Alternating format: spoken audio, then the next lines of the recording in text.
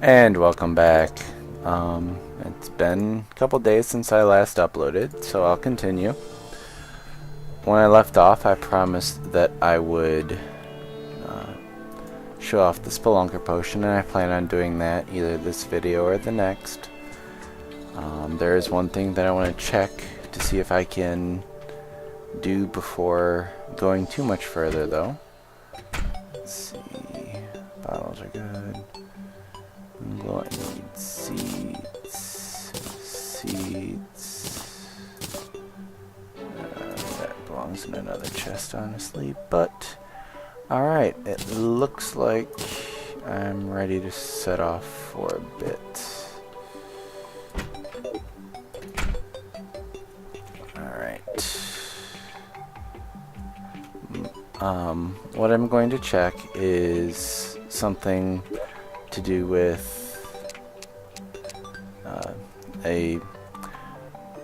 sorry, I lost my train of thought. I'm going to go check to see if the dungeon is on the right side or the left side of the map. Namely because I'm interested in knowing if I can get something that's particularly useful from the entrance of the dungeon without being killed by the Guardian. I don't plan on venturing very far since I'm carrying money. I meant to drop that before I came, but you win some, you lose some. The Dungeon Guardian is a NPC Guardian to the dungeon. It's there to prevent you from getting to the dungeon until you beat a specific boss, which the Guardian resembles. So hopefully I don't have to go too deep into the dungeon to spawn it, because it's instant death. I believe base damage is somewhere around quadruple nines. But since the jungle I know is on the left side, I'm going to try the right, because from my understanding it is stereotypically one to each side, dungeon and jungle. That's not to say that there's not a bit of jungle on both sides, but I'm hoping that it's this way. Granted, I know I'm going to run into the corruption over here. That's why I spammed up a couple wooden ledges so that I can try and skip across the chasms without dying. As of yet, I still have no fall protection.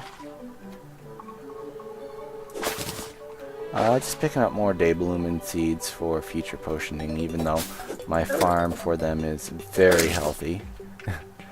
Meanwhile, I tried to do the Mario on the slime.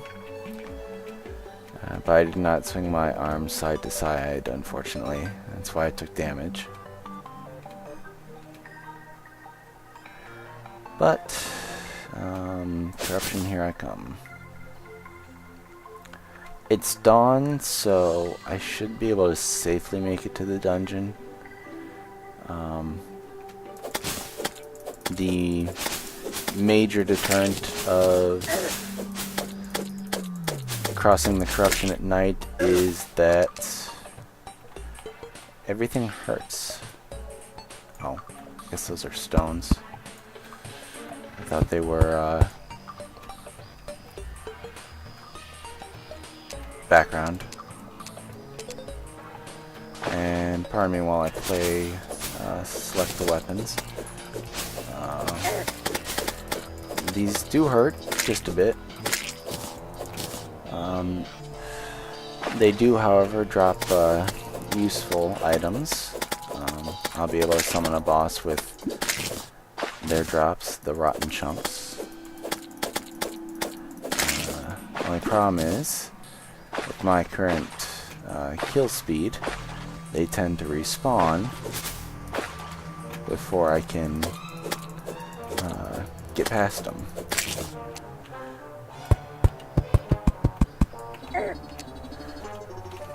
And I nearly fall because I was being careless. Come on. There we go. And this is the kind of chasm that you make a lot of wooden ledges for.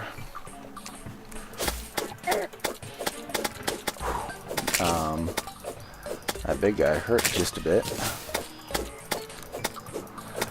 Now, just to get up this cliff before another one of these spawns. Oh, crud.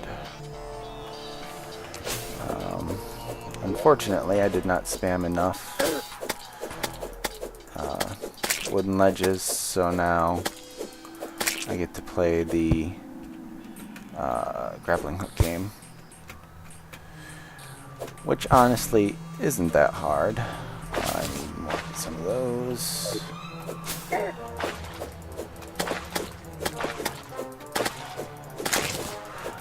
Unfortunately, well, fortunately, I guess I should say, they have a very limited movement pattern,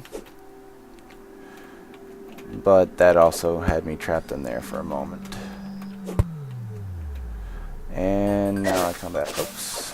The thorns obviously do damage to me.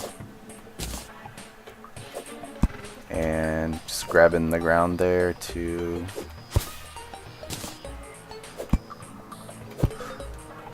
and watch me nearly fall a couple times because I was using the wrong button to jump.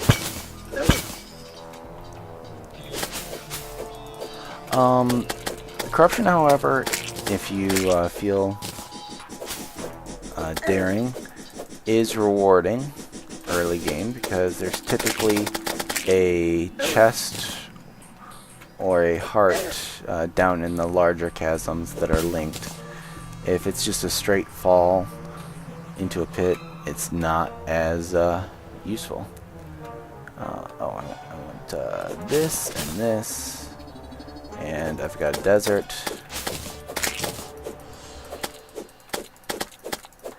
Namely, just trying to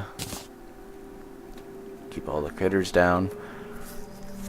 Looks like I go from corruption to desert to corruption. And there's some copper on the ground.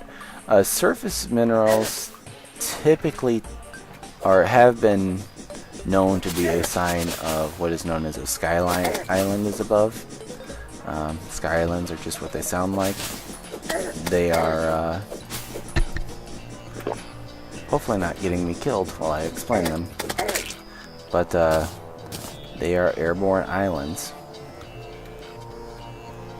that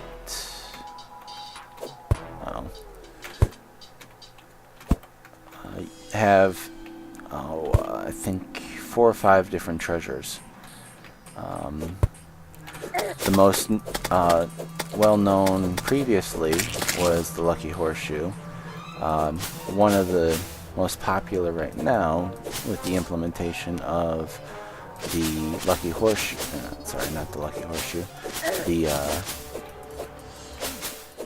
Goblin's Workbench is a shiny red balloon because you can combine it with a cloud in a bottle. Cloud in bottles let you double jump. Red balloons make your individual jumps higher.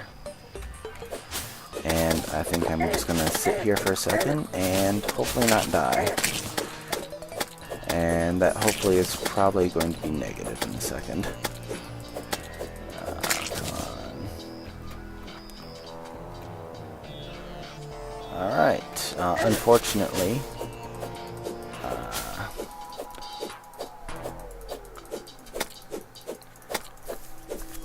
what's going to happen is I'm going to wait here until my potion timer's out. But it's going to turn night on me, which is going to make this an even longer video.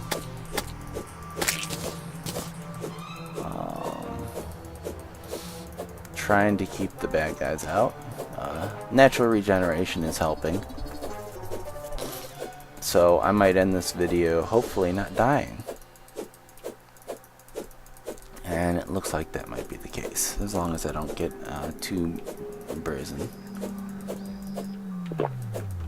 Okay.